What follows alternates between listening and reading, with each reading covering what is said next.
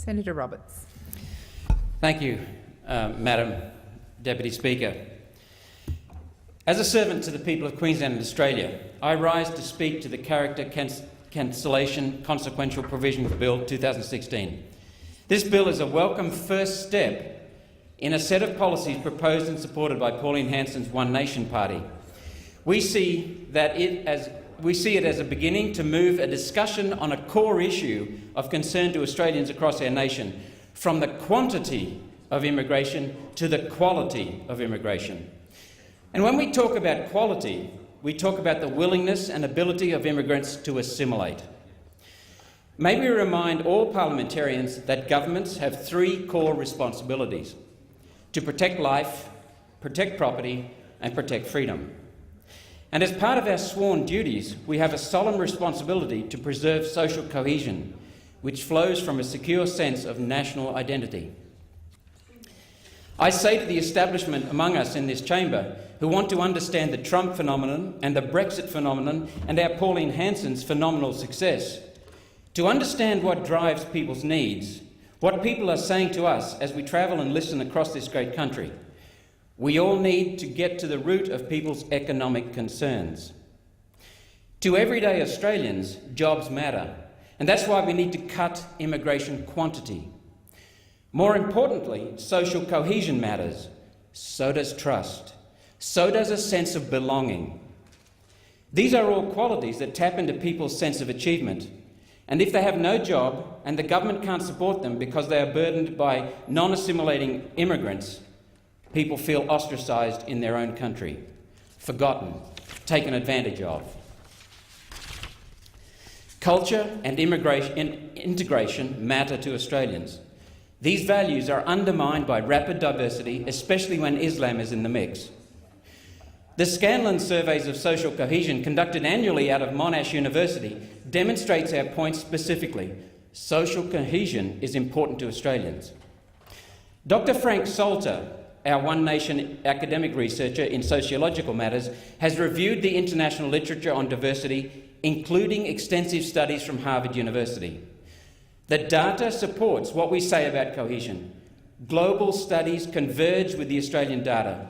And as much as the Greens try, the data cannot be hidden because people see it and feel it every day all around us.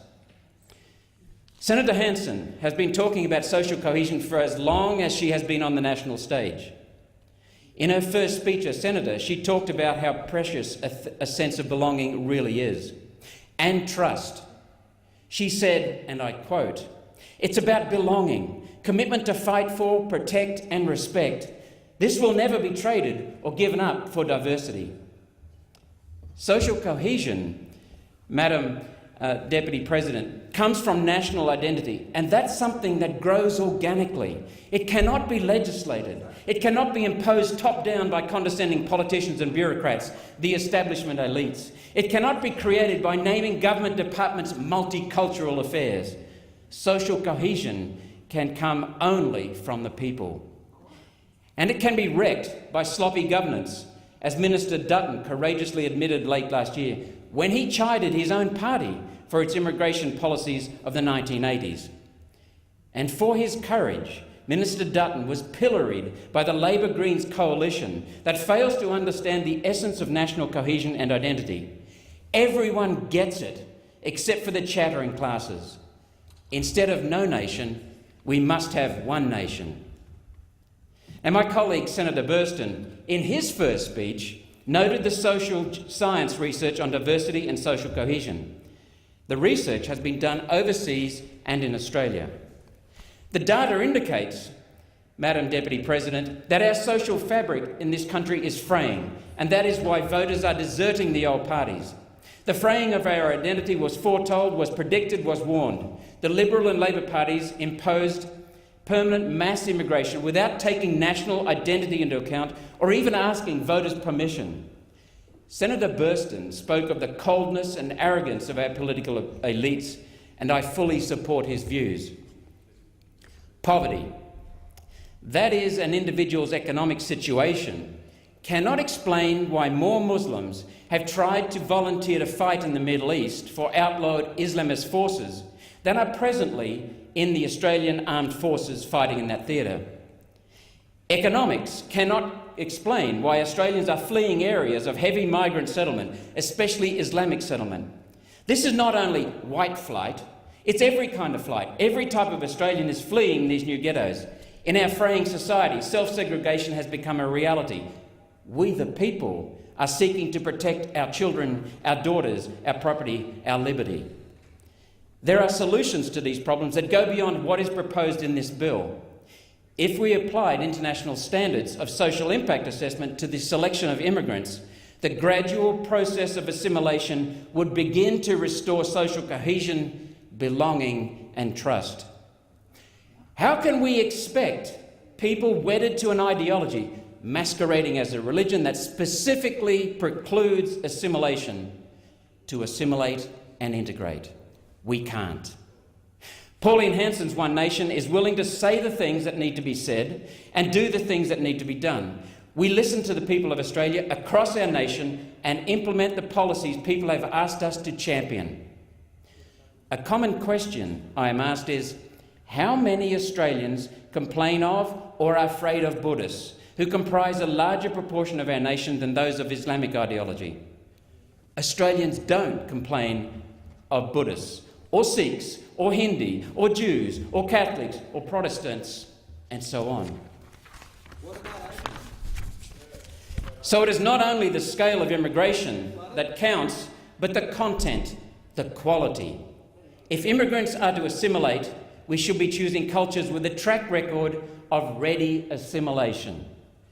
That is why we need to congratulate the Minister for Immigration for the success in his implementation of the operational plan to take control of our country's borders after the open borders policies of the Labor-Greens coalition.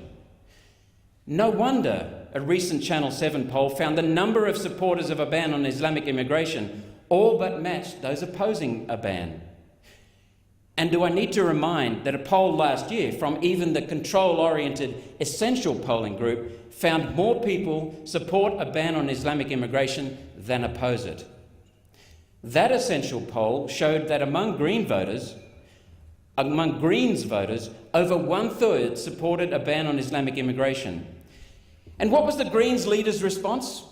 Well, of course, being left-wing, that is, control-oriented, Senator Di Natale said his party needed to do more educating.